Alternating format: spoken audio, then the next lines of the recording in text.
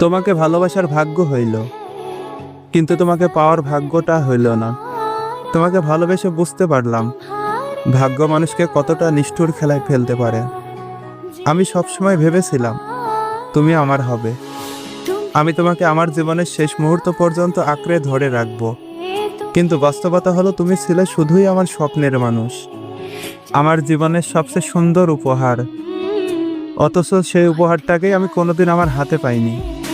ভালোবাসার মতো অমূল্য একটা অনুভূতি আমি পেয়েছি, কিন্তু সেই ভালোবাসার শেষ পরিণতি আমি পাইনি। তুমি আমার পাশে থাকো বা দূরে থাকো, আমার জীবনে তুমি সবসময় থেকে যাবে। ভালোবাসা শুধু পাওয়ার নাম না, ভালোবাসা মানে হলো কাউকে নিঃস্বার্থভাবে চিরদিনের জন্য ভালোবাসতে পারা।